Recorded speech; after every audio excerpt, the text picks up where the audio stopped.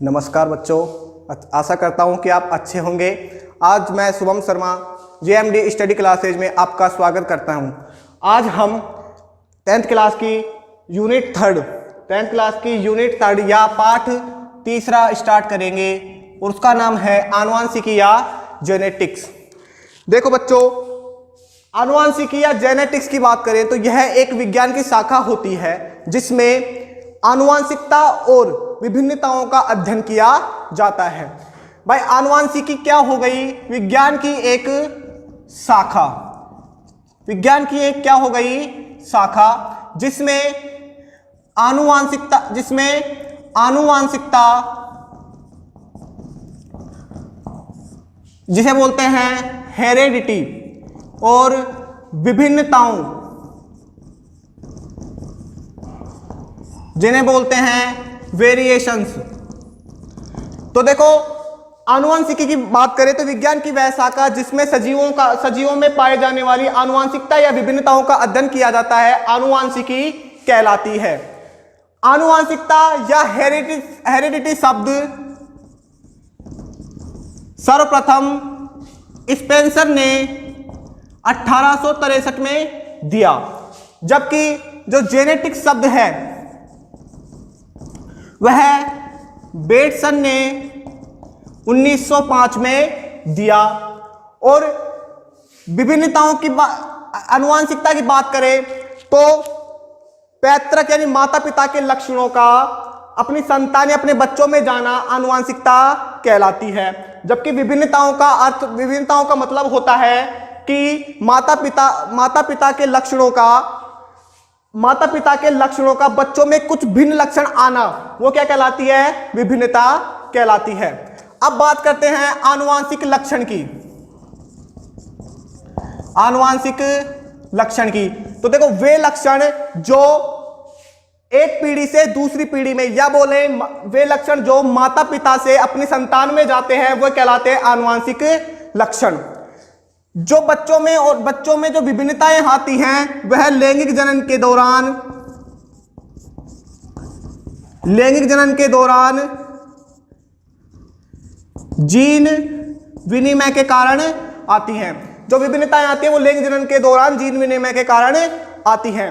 अब इसके बाद बात करते हैं हम आनुवांशिकी के जनक के बारे में, या फिर बात करें मेंडलवाद के बारे में। देखो, मेंडलवाद में एक वैज्ञानिक थे ग्रेगर जॉन मेंडल, जिन्हें हम आनुवांशिकी के जनक भी कह सकते हैं। देखो, जो ग्रेगर जॉन मेंडल थे उन्होंने सर्वप्रथम पादपों की वंशागति के बारे में बताया, इसीलिए इन्हें आनुवांशिकी के जनक कहा जाता है। ग्रेगर जॉन मेंडल का जन्म 22 जुलाई 1822 को ऑस्ट्रिया के हेंजनडोर्फ प्रांत के सिलिसियन गांव में हुआ। जो ग्रेगर जॉन मेंडल है उनका जन्म 22 जुलाई 1822 को ऑस्ट्रिया के हेंजनडोर्फ प्रांत के सिलिसियन ग्राम में हुआ। इन्होंने 1842 में दर्शन शास्त्र की उपाधि लेकर 1843 में ऑस्ट्रिया के ब्रून शहर में चर्च के पादरी बने। इन्होंने जो अपना प्रयोग किया था वह किया था उद्यान मटर पर। इन्होंने अपना जो प्रयोग किया था वो उद्यान मटर पर किया था, जिसका वानस्पतिक नाम होता है पाइसम सैटाइवम। ये बहुत ही मोस्ट इंपोर्टेंट क्वेश्चन है, क्योंकि कई बार 1 नंबर का पूछ लेता है कि उद्यान मटर का वानस्पतिक नाम क्या होता है, तो इसका नाम होता है पाइसम सैटाइवम। ग्रेगर जॉन मेंडल ने 7 वर्षों तक अपना प्रयोग किया। इन्होंने प्रयोग 1856 में स्टार्ट किए थे और 1863 तक किया। ग्रेगर जॉन मेंडल ने अपने प्रयोगों के आधार पर जो निष्कर्ष निकले थे उन्हें ब्रून सोसाइटी ऑफ नेचुरल हिस्ट्री में लिखा। इन्होंने जो अपने प्रयोग किए थे उनके जो निष्कर्ष थे उन्होंने किसमें लिखा? ब्रून सोसाइटी ऑफ नेचुरल हिस्ट्री में लिखा। मेंडल ने अपने प्रयोगों के निष्कर्षों के आधार पर आनुवंशिकी के या वंशागति के कुछ नियम बताए थे जिन्हें मेंडलवाद के नाम से जाना जाता है। आपसे पूछ ले भाई मेंडलवाद किसे कहेंगे, तो हम कहेंगे कि मेंडल ने अपने प्रयोगों के निष्कर्षों के आधार पर जो वंशागति के नियम दिए थे या फिर जो नियम बताए थे उन्हें किसके नाम से जानते हैं हम? मेंडलवाद के नाम से। अब इसके बाद बात करते हैं हम कि भाई मेंडल की सफलता के कारण, कि भाई मेंडल इतना सफल क्यों हुआ। देखो सबसे पहले बात करें तो मेंडल ने एक समय में एक ही लक्षण की वंशागति का अध्ययन किया। देखो मेंडल ने एक समय में एक ही लक्षण की वंशागति का क्या किया? अध्ययन किया। और इन्होंने दूसरा है, इन्होंने अपने प्रयोग में जो निष्कर्ष थे उनके जो आंकड़े प्राप्त हुए थे उनका सावधानीपूर्वक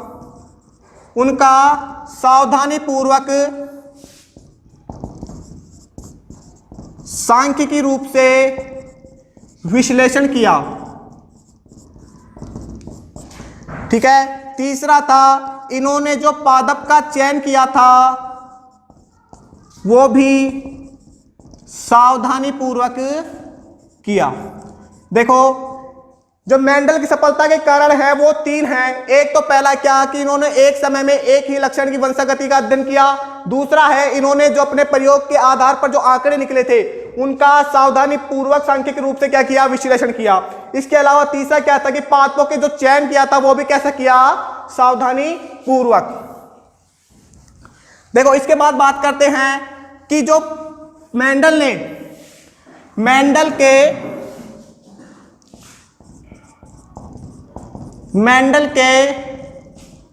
पादप चयन के कारण, पर इन्होंने जो मटर का पादप है जो वो ही क्यों चुना? देखो इसके कारण थे, पहला कारण था कि यह पादप 1 वर्षीय होता है। कैसा होता है?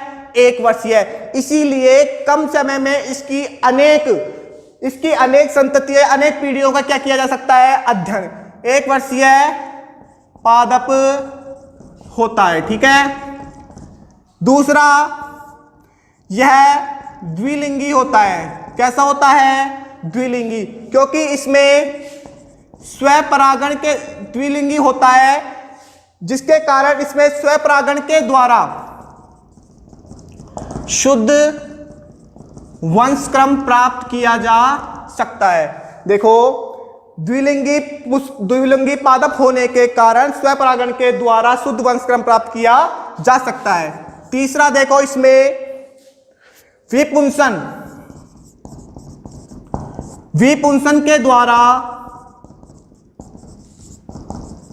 कृत्रिम परपरागण आसानी से किया जा सकता है। ठीक है। चौथा पॉइंट है अपने पास, जो मटर के पादप होते हैं, मटर के पादप में विपर्यासी लक्षणों के क्या पाए जाते हैं? जोड़े। देखो यहां मेंडल के पादप चयन के 4 कारण थे। पहला क्या था? 1 वर्षीय पादप होने के कारण कम समय में इसके आसानी से अनेक पीढ़ियों का अध्ययन किया जा सकता है। इसके अलावा यह द्विलिंगी पादप होने के कारण इसमें स्वपरागण के द्वारा शुद्ध वंशक्रम प्राप्त किया जा सकता है। तीसरा, इसमें विपुंसन के द्वारा कृत्रिम परपरागण आसानी से किया जा सकता है। और चौथा है, मटर के पादप में विपर्यासी लक्षणों के क्या पाए जाते हैं? जोड़े पाए जाते हैं। इसके बाद देखो अगला है भाई मेंडल के नियमों की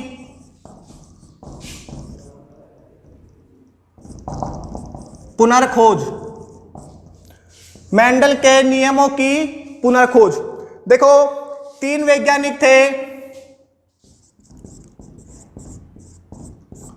हॉलैंड के हुगो डी ब्रीज,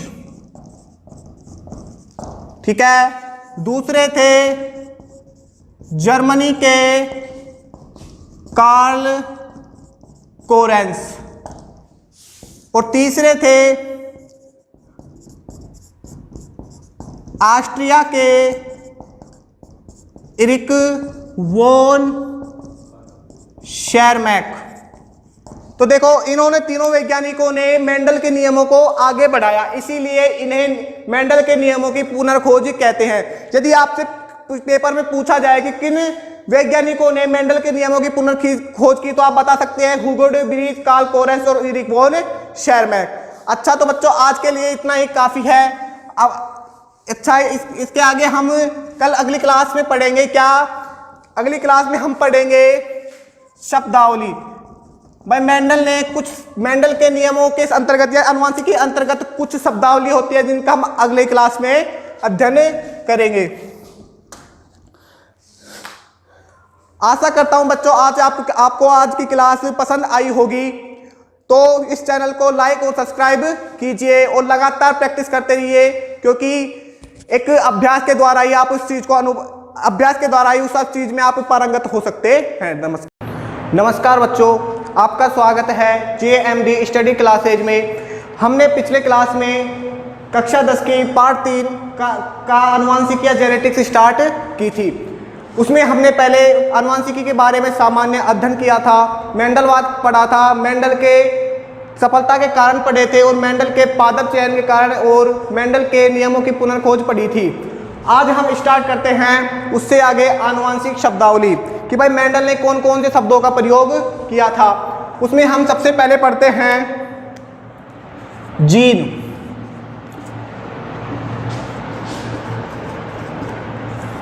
देखो जीन किसे कहेंगे कि भाई किसी लक्षण को नियंत्रित करने वाला कारक। जीन किसे कहेंगे कि किसी लक्षण को नियंत्रित करने वाला कारक क्या कहलाता है? जीन कहलाता है। और इस कारक को जीन नाम जोहानसन ने दिया था। ठीक है बच्चों, देखो उसमें पहले शब्दावली में क्या है? जीन। जीन किसे कहेंगे? किसी लक्षण को नियंत्रित करने वाला कारक क्या कहलाता है? जीन कहलाता है। इस कारक को जीन नाम किसने दिया? जोहानसन ने। दूसरा शब्दावली अपने पास आती है युग्म विकल्पी। युग्म विकल्पी या इसे बोलते हैं एलील। देखो युग्म विकल्पी किसे कहेंगे कि भाई किसी एक लक्षण को नियंत्रित करने वाले जीन के दो विपरीत स्वरूप क्या कहलाता है अपने पास? युग्म विकल्पी या एलील कहलाता है।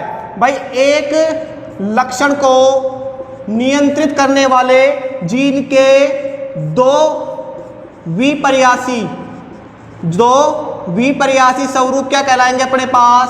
युग्म विकल्पी या एलील कहलाते हैं। जैसे उदाहरण के रूप में देखें हम, भाई पौधे का जो लंबापन है, पौधे का गुण लक्षण कैसा है? लंबा। पौधे का जो लंबापन है उसको दो स्वरूप कौन कौन से नियंत्रित करते हैं? एक तो कैपिटल टी और एक स्मॉल टी।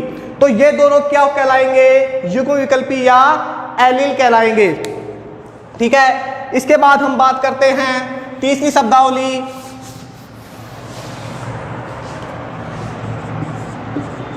समयुग्म विकल्पी। देखो समयुग्म विकल्पी क्या है? सम यानी समान और युग्म विकल्पी यानी एक लक्षण को नियंत्रित करने वाले जीन के दो स्वरूप। मतलब जब दोनों भी युग्म विकल्पी समान हो तो वो क्या कहलाएंगे? समयुग्म विकल्पी। जैसे टीटी, भाई पौधे का लंबापन है तो दोनों टीटी हो गए ना, दो स्वरूप हो गए ना, और दो स्वरूप कैसे हैं? समान। तो ये क्या कहलाएंगे? समयुग्म विकल्पी। इसके बाद बात करते हैं हम चौथा विषम युग्म विकल्पी। जब दोनों युग्म विकल्पी असमान हो, कैसे हो? असमान, उसे अपन क्या कहेंगे? विषम युग्म विकल्पी, जैसे T और T। इसके बाद बात करते हैं, पांचवा अपने पास आता है लक्षण प्रारूप, जिसे अपन बोलेंगे क्या? फिनोटाइप। ये क्या कहलाएगा? देखो, किसी सजीव की बाह्य प्रतिरूपी, मतलब अपन किसी चीज को बाहर से देखकर पता लगा लेते हैं कि ये बड़ा है या छोटा, तो ये क्या कहलाएगा अपने पास? लक्षण प्रारूप या फिनोटाइप। ठीक है भाई, लिख दें, अपन लिख सकते हैं सजीव की बाह्य प्रतीति। अगला है अपने पास जीन प्रारूप, या जिसे बोलेंगे अपन क्या? जीनोटाइप। देखो, किसी सजीव की आनुवंशिक संरचना, आनुवंशिक रचना या संरचना अपने पास क्या कहलाती है? जीन प्रारूप। क्या कहलाती है? जीन प्रारूप। इसके बाद शब्दावली में अगला शब्द आता है अपने पास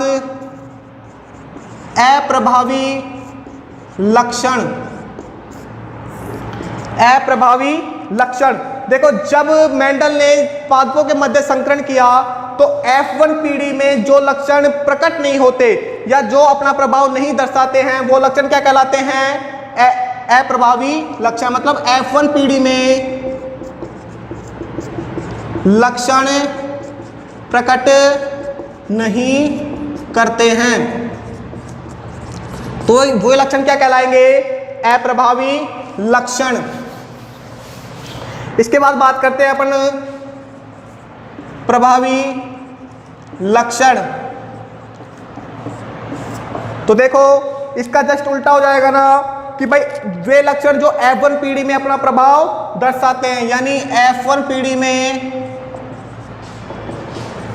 अपना प्रभाव क्या करेंगे?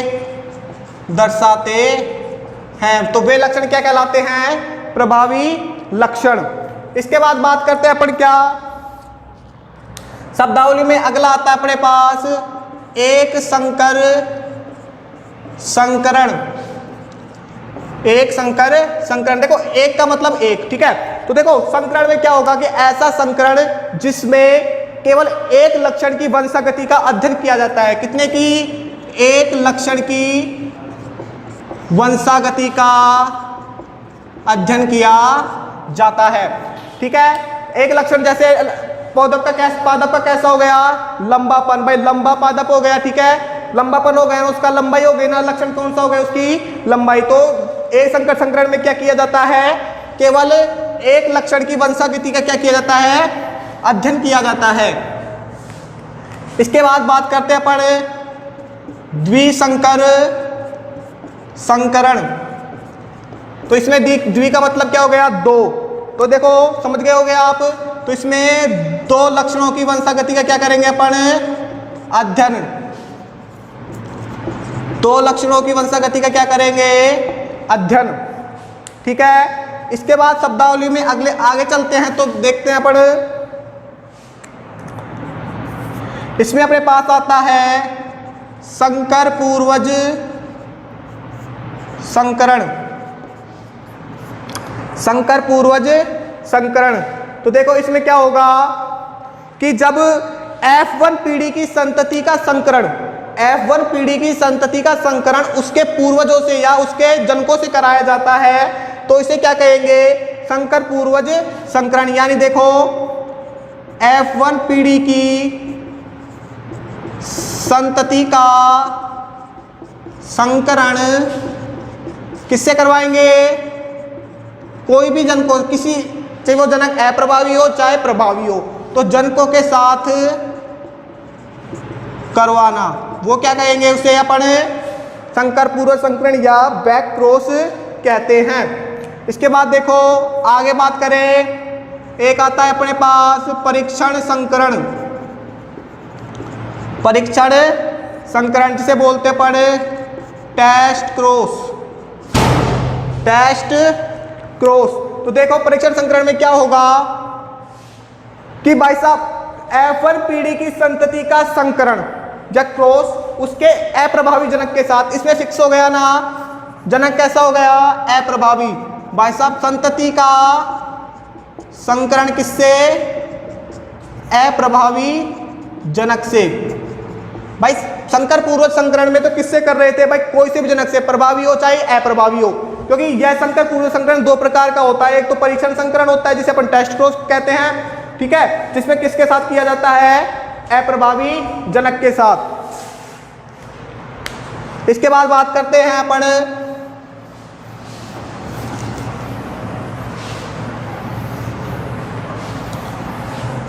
इसके बाद बात देखो 13वां व्युत्क्रम संकरण। देखो इसमें क्या होगा कि भाई एक बार संकरण करवाने पर, जैसे मान लो पड़े दो पादप है ए और बी, ठीक है, पहले संकरण में इसे नर के रूप में काम में लेते हैं और इसे मादा के रूप में, लेकिन दूसरे संकरण में इसे अपन लेंगे किसके रूप में, मादा के रूप में, और इसे किसके रूप में लेंगे, नर के रूप में। तो इस प्रकार का संकरण क्या कहलाएगा, व्युत्क्रम संक्रमण, ठीक है। ये अपने कुछ आनुवांशिक शब्दावली थी जिसके बारे में हमने अध्ययन किया। देखो सबसे पहले अपन ने पढ़ा क्या था, जीन के बारे में, फिर युग्म विकल्पी। युग्म विकल्पी कितने प्रकार के हो गए, दो प्रकार के, समयुग्म विकल्पी, विषमयुग्म विकल्पी, ठीक है। उसके बाद बात की थी अपन ने किसकी, लक्षण प्रारूप की, जीन प्रारूप की। उसके बाद प्रभावी लक्षण, अप्रभावी लक्षण, फिर क्या किसके बारे में, एक संकर संकरण, द्विसंकर संकरण, फिर उसके बाद किसके बाद में बात की थी, संकर पूर्वज संकरण और परीक्षण संकरण, और फिर व्युत्क्रम संक्रमण, व्युत्क्रम संकरण, ठीक है। अब इसी क्रम में आगे चलते हैं। देखो इसके बाद में अगला टॉपिक आएगा अपने पास क्या, मेंडल की वंशागति के नियम, मेंडल की वंशागति के नियम। देखो हमने इससे पहले पढ़ा था पिछली क्लास में कि जो मेंडल ने अपना प्रयोग किस पर किया था, उद्यान मटर पर। किस पर किया था, उद्यान मटर पर। तो इन्होंने अपने प्रयोग के दौरान या प्रयोग के निष्कर्ष के आधार पर जो नियम दिए थे, उन नियम को क्या बोलते हैं, वंशागति के नियम या आनुवंशिकता के नियम कहते हैं। और मेंडल ने कितने नियम बताए थे, 3 नियम बताए। कितने नियम बताए, 3 नियम बताए, जिसमें अपन पहला देखते हैं प्रभाविता का नियम, ठीक है। दूसरा है पृथक्करण का नियम, जिससे अपन दूसरा नाम ले सकते हैं क्या, युग्मकों की शुद्धता का नियम, ठीक है। इसके बाद बात करें, तीसरा है इसमें स्वतंत्र अपव्यूहन का नियम, स्वतंत्र अपव्यूहन का नियम। देखो मेंडल ने वंशागति के कितने नियम बताए, 3 नियम। पहला कौन सा था, प्रभाविता का नियम, पृथक्करण का नियम या युग्मकों की शुद्धता का नियम। तीसरा कौन सा था, स्वतंत्र अपव्यूहन का नियम। देखो एक बात सुनो, ये जो 2 नियम हैं वो किस पर आधारित है, एक संकर संकरण पर। किस पर आधारित है ये, एक संकर संकरण पर, जबकि ये है किस पर, द्विसंकर संकरण पर। क्योंकि इसके बारे में अपन ने पहले अध्ययन कर चुके हैं ना, हमने बता दिया था भाई पहले भाई एक संकर संकरण क्या होता है और द्विसंकर संकरण क्या होता है। अब इसके बारे में आगे चलते हैं। पहला नियम डालो, कौन सा है, प्रभाविता का नियम। ध्यान से सुनना। देखो प्रभाविता का मतलब क्या होता है, प्रभाव कि भाई जब एक जोड़ी या फिर बोले एक जोड़ी या 2, ठीक है, एक जोड़ी विपरीत विभेद वाले जनकों के मध्य या विपरीत लक्षणों वाले जनकों के मध्य संकरण कराया जाता है तो प्रथम पीढ़ी या F1 पीढ़ी में केवल प्रभावी लक्षण ही प्रकट होते हैं। कैसे लक्षण प्रकट होंगे, प्रभावी लक्षण, दोबारा सुनना, जब एक जोड़ी विपरीत विभेद वाले या फिर एक जोड़ी विपरीत लक्षणों वाले जनकों के मध्य संकरण कराया जाता है तो कौन F1 पीढ़ी में कैसे लक्षण प्राप्त होंगे? प्रभावी लक्षण। तो यह नियम क्या कहलाएगा? प्रभाविता का नियम। जैसे देखो बात करें, देखिए इधर ले लेते पर नर और इधर ले लेंगे क्या? मादा। ठीक है, इसको ले लेते पर क्या? शुद्ध लंबा, इसे बोलेंगे क्या? शुद्ध बोना। ठीक है, शुद्ध लंबा ये हो गया ना, कैपिटल टी, स्मॉल टी कैसा हो गया? शुद्ध बोना। अब इनमें युग्मक बनते समय, युग्मक बनेंगे तो F1 पीढ़ी में क्या प्राप्त होगा? संकर लंबे। ठीक है, या फिर इसे बोल दे अशुद्ध लंबे। ठीक है, तो देखो अब इसमें लंबापन है ना, लंबा लक्षण कैसा हो गया? लंबा। तो कौन सा लक्षण प्रभावी है इसमें? लंबापन। जबकि बोना तो नहीं है ना, क्योंकि स्मॉल टी तो इसमें भी है और ठीक है, और कैपिटल टी इसमें भी है, लेकिन जो प्रभावी कौन सा है? Capital T. इसीलिए अपन इसे क्या कहेंगे? संकर लंबा। तो ये कौन सी पीढ़ी प्राप्त हो गई? F1 पीढ़ी। ठीक है, तो देखो प्रभाविता के नियम में क्या बताया कि जब एक जोड़ी विपरीत विभेद वाले जनकों के मध्य संकरण कराया जाता है तो प्रथम पीढ़ी या F1 पीढ़ी में प्रभावी लक्षण क्या होते हैं? प्रकट होते हैं। जैसे शुद्ध लंबा टी कैपिटल टी और शुद्ध बोना स्मॉल टी, इनके मध्य जब क्या किया? युग्मक बने। क्या बने? युग्मक बने, सॉरी युग्मक। तो इनके मध्य जब संकरण कराया तो क्या प्राप्त हुए? हमें सभी संकर लंबे या अशुद्ध लंबे प्राप्त हुए। यह कौन सी पीढ़ी हो गई? F1 पीढ़ी। यह इसका पहला नियम था। नमस्कार बच्चों, हमने पिछली क्लास में मेंडल के नियमों के बारे में जाना था। तो उसमें हमने सबसे पहले बताया था कि मेंडल ने कितने नियम दिए थे? 3 नियम दिए थे, प्रभाविता का नियम, पृथक्करण का नियम और स्वतंत्र अपव्यवन का नियम। जिसमें हमने पिछली क्लास में प्रभाविता का नियम पढ़ लिया था। उसके बाद हम दूसरे पढ़ते हैं, कौन सा? पृथक्करण या युग्मकों की शुद्धता का नियम। देखो इस नियम में क्या बताया गया कि इस नियम के अनुसार जब F1 पीढ़ी की संतति या संकर से युग्मक बनते समय, संतति या संकर से युग्मक बनते समय दोनों युग्म विकल्पी एक दूसरे से क्या हो जाते हैं? पृथक।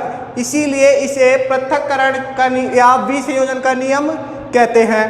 तथा प्रत्येक लक्षण के लिए, यानी प्रत्येक युग्मक में एक लक्षण के लिए एक युग्म विकल्पी पाया जाता है, इसीलिए इसे युग्मकों की शुद्धता का नियम भी कहते हैं। एक बार देखना, देखो क्या इस नियम में क्या बताया गया कि इस नियम के अनुसार जब F1 पीढ़ी के संकर होते हैं ना, F1 पीढ़ी के संकर से युग्मक बनते समय दोनों युग्म विकल्पी एक दूसरे से पृथक होकर या अलग अलग हो जाते हैं। इसीलिए इसे क्या बोलते हैं? पृथक्करण का या विसंयोजन का नियम कहते हैं। इसके अलावा इसे युग्मक की शुद्धता का नियम भी क्यों कहते हैं? क्योंकि प्रत्येक युग्मक में एक लक्षण के लिए एक युग्म विकल्पी पाया जाता है, इसीलिए इसे युग्मकों की शुद्धता का नियम भी कहते हैं। देखो जब F1 पीढ़ी के संकरों में संकरण कराया गया,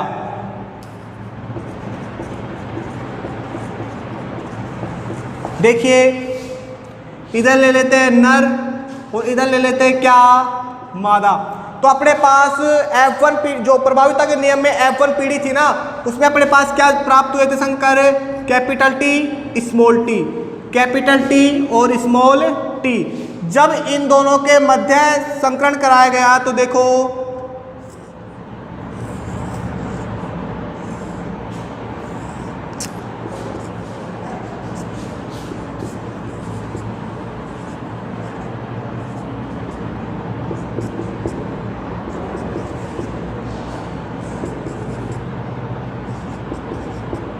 ठीक है।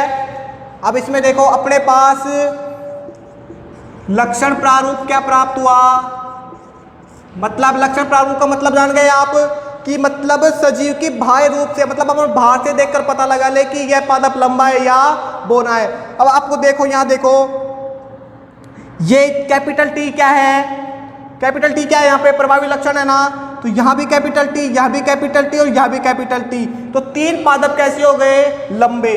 कैसे हो गए, लंबे, जबकि एक कैसा हो गया, बोना। इसीलिए लक्षण प्रारूप कैसा प्राप्त हुआ अपन को, 3:1।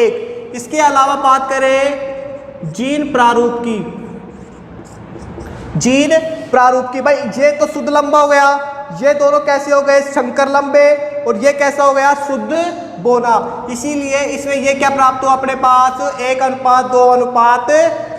ठीक है। ये अपने पास कौन सा नियम था, पृथक्करण या युग्मकों की शुद्धता का नियम, देख लो एक बार। ठीक है, इससे आगे चलते हैं अपन इसी एक संकर संकरण पर आधारित अपने पास कुछ टेस्ट या अपन बोल सकते हैं उसको संकर पूर्वज, या इसे बोलते हैं अपने पास पश्च संकरण। ठीक है, जिसे इंग्लिश में बोलेंगे क्या, बैक क्रॉस। देखो इससे पहले शब्दावली में अपन ने पढ़ा था कि जब F1 पीढ़ी की संतति का संकरण उसके कोई से भी एक जनक के साथ करवाया जाता है, वो क्या कहलाती है अपने पास, संकर पूर्व संकरण, या क्या कहलाता है, पश्च संकरण कहलाता है। यह कितने प्रकार का होता है, यह 2 प्रकार का होता है। एक तो होता है कौन सा, बाह्य संकरण, जिसे बोलते हैं क्या, आउट क्रॉस। ठीक है। दूसरा होता है अपने पास क्या, परीक्षण संकरण, जिसे अपन बोलते हैं क्या, टेस्ट क्रॉस। ठीक है। संकर पूर्व संकरण कितने प्रकार का हो गया, 2 प्रकार का, बाह्य संकरण और परीक्षण संकरण, जिसमें अपन पहला पढ़ते हैं कौन सा, बाह्य संकरण। देखो संकर पूर्व संकरण में तो कोई से भी जनक के साथ करवा सकते हैं, प्रभावी या अप्रभावी। तो यह कितने प्रकार का है, 2 प्रकार का। बाह्य संकरण में देखो क्या होता है कि जब F1 पीढ़ी की संतति का संकरण उसके प्रभावी जनक के साथ, कैसे जनक के साथ, प्रभावी जनक के साथ कराया जाता है, तो इस प्रकार का संकरण किसे क्या कहलाता है, बाह्य संकरण। जैसे देखो इधर मान लेते हैं क्या, संकर लंबे प्राप्त हुए थे ना अपन को F1 पीढ़ी में, जिसे अपन लिख रहे थे कैपिटल टी और स्मॉल टी। इधर अपने पास क्या प्रभावी जनक कौन सा था, शुद्ध लंबे। कौन से थे, शुद्ध लंबे। ठीक है, कैपिटल टी। जब इन दोनों के मध्य क्रॉस करवाया गया तो देखो किस प्रकार वंशागति हुई,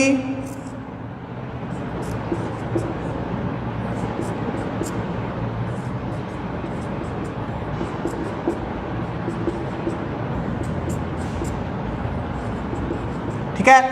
तो जब देखो संतति कौन सी हो गई, संकर लंबे, और प्रभावी जनक कौन सा हो गया, शुद्ध लंबा। तो जब इनके मध्य संकरण करा गया तो इसमें अपने पास लक्षण प्रारूप को ऐसा प्राप्त हुआ 1:1, क्योंकि देखो ये भी लंबा है, ये भी क्या है, शुद्ध लंबे हो गए ना, और ये कैसे हो गए, देखो इसका लक्षण प्रारूप क्या होगा अपने पास, देखो ये लंबा है, ये लंबा है, और ये भी क्या है, लंबा। तो 3:1 हो जाएगा ना। जबकि जीन प्रारूप क्या होगा इसका,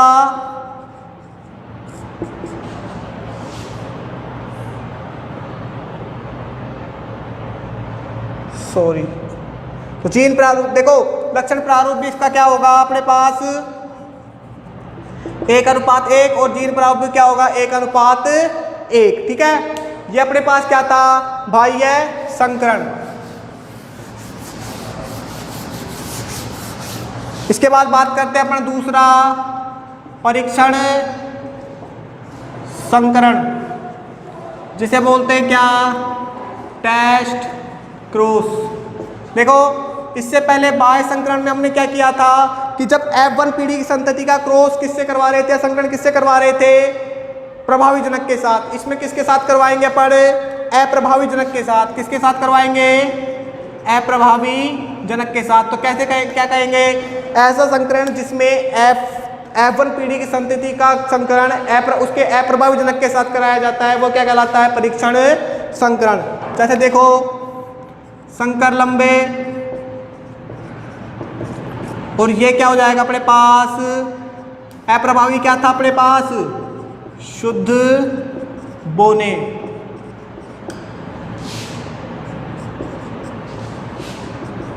ठीक है,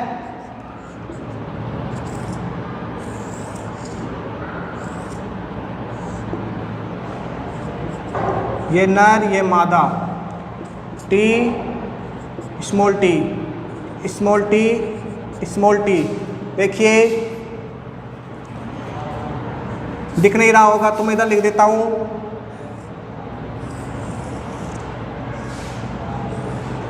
ये नर ये मादा, capital T small T small T small T.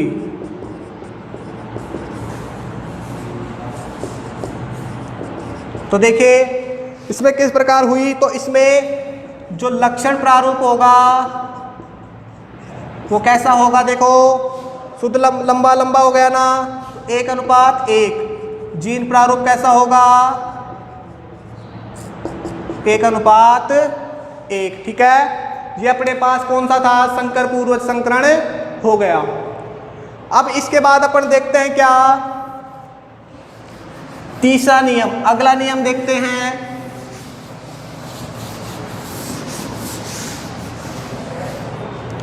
Mendel का तीसरा और आखिरी नियम, स्वतंत्र अपव्यूहन का नियम। ठीक है, तीसरा कौन सा है, स्वतंत्र अपव्यूहन का नियम। देखो इसमें क्या बताया गया कि यह नियम है जो दो द्विसंकर संकरण पर आधारित है। कैसे संकर संकरण पर आधारित है, द्विसंकर संकरण पर, जबकि जो पहले के दो नियम थे वो किस पर थे, एक संकर संकरण पर। ठीक है, तो यह द्विसंकर संकरण पर आधारित है। इस नियम में क्या बताया गया कि जब दो जोड़ी विपरीत विभेद वाले लक्षणों के मध्य क्या कराया जाता है, पादपों वाले लक्षणों के मध्य संकरण कराया जाता है, तो एक लक्षण की वंशागति का दूसरे लक्षण की वंशागति पर कोई भी प्रभाव नहीं पड़ता है। ठीक है, प्रत्येक लक्षण के लिए जो युग्मक विकल्पी होते हैं ना, उनमें एक दूसरे के प्रति वो कैसे होते हैं, स्वतंत्र होते हैं। मतलब देखो यह कैसे पर आधारित है, द्विसंकर संकरण पर। और इसमें क्या बताया गया कि जब दो जोड़ी विपरीत लक्षणों वाले पादपों के मध्य संकरण कराया जाता है तो एक लक्षण की वंशागति का दूसरे लक्षण की वंशागति पर कोई भी प्रभाव नहीं पड़ता है, अर्थात वे एक दूसरे से कैसे होते हैं, स्वतंत्र होते हैं। इसीलिए इसे कौन सा नियम कहते हैं, स्वतंत्र अपव्यूहन का नियम। ठीक है, देखो इसमें दो लक्षण कैसे लेंगे, इसका उदाहरण देखें तो दो लक्षण लेते हैं। इसमें क्या, एक तो पीले व गोलाकार, पीले व गोलाकार बीज लेते हैं, बीज वाला पादप। ठीक है, एक लेते हैं कौन सा, हरे व झुर्रीदार। दो बीज कौन से हो गए, दो लक्षण कौन से हो गए भाई, देखो एक तो पीला लक्षण हो गया और एक कैसा हो गया, गोल। एक हरा हो गया और एक कैसा हो गया, झुर्रीदार। तो दो लक्षणों वाले जनकों के मध्य क्रॉस करवाएंगे, देखो कैसे वंशागति होती है। देखो इधर लिख देता हूं मैं क्या, नर, और इधर क्या लिख देता हूं, मादा। ठीक है, इधर लिख देता हूं मैं कौन से हैं ये, पीले व गोल। ठीक है, इधर कौन से हो गए, हरे व झुर्रीदार। ठीक है, दो लक्षण हो गए ना। इससे अपन लिख सकते हैं capital Y capital Y, capital R, small Y small R. ठीक है, जब इनसे क्या बनेंगे, युग्मक बनेंगे ना, तो देखो इधर से क्या आएगा, एक तो आ जाएगा कैपिटल वाई और एक क्या आएगा कैपिटल आर। इधर से एक क्या आएगा स्मॉल वाई और एक क्या आएगा स्मॉल आर। ठीक है, अब इन दोनों के मध्य क्या होगा, क्रॉस करवाएंगे। क्या करवाएंगे, क्रॉस। तो क्या प्राप्त होगा अपन को, capital Y small Y capital R small R. ठीक है जी, अपने पास कौन सी पीढ़ी हो जाती है, F1 पीढ़ी। कैसी पीढ़ी हो गई, F1 पीढ़ी। देखो दो लक्षण वाले कर रहे हैं अपन, द्विसंकर संकरण है। पीले वाले कैसे हो गए, कैपिटल वाई से दर्शा गए, गोल को कैपिटल आर से, हरों को स्मॉल वाई से और झुर्रीदार को स्मॉल आर से। इनसे युग्मक बने तो इन दोनों वाई में से कैसा आया, कैपिटल वाई आ गया।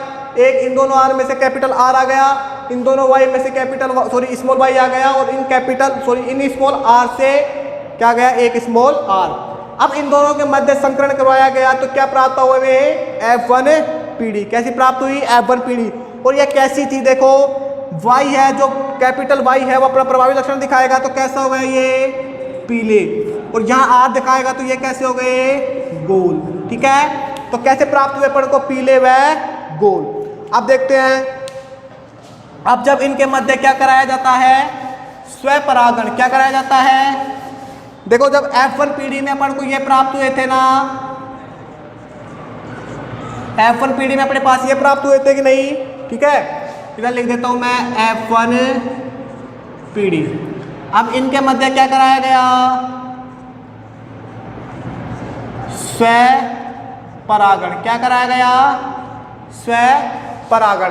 तो देखो क्या हुआ, capital Y capital R, capital Y small R, capital Y small Y capital R, small Y और स्मॉल आर। ठीक है, ये क्या प्राप्त हुआ अपने पास, F1 पीढ़ी की संतति के मध्य स्वपरागण कराने पर। अब देखो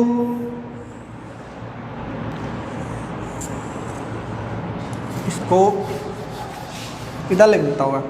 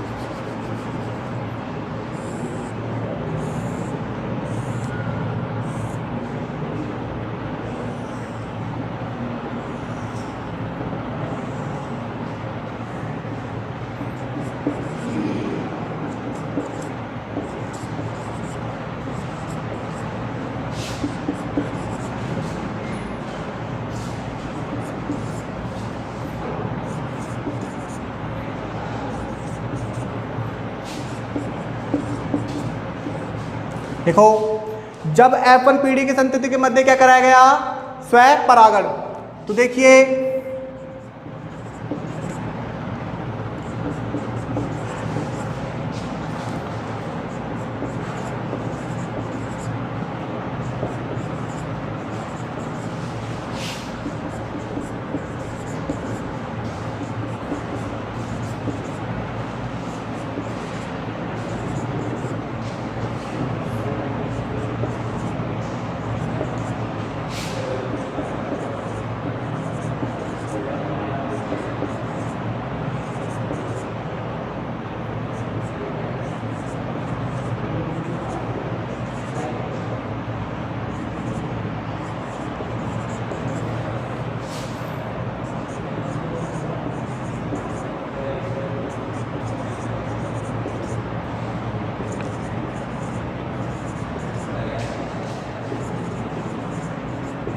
ठीक है, तो इस प्रकार क्या हुई इसकी वंशागति, मतलब इसमें कितने लक्षण बने, 1 2 3 4 5 6 7 8 9 10 11 12 13 14 15 और 16। अब देखो इसका जो लक्षण प्रारूप होता है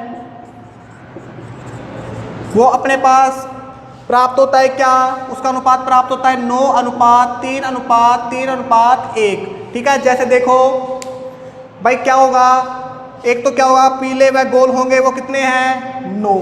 ठीक है, इसके अलावा क्या होंगे, पीले व झुर्रीदार होंगे वो 3 होंगे, पीले और झुर्रीदार वो क्या होंगे कितने 3, ठीक है। इसके अलावा अपने पास हरे व गोल कितने होंगे 3, और इसके अलावा झुर्रीदार व हरे कितने होंगे केवल 1, जैसे अपने पास ये आ गया, ठीक है। हरे और झुर्रीदार केवल 1 है ना।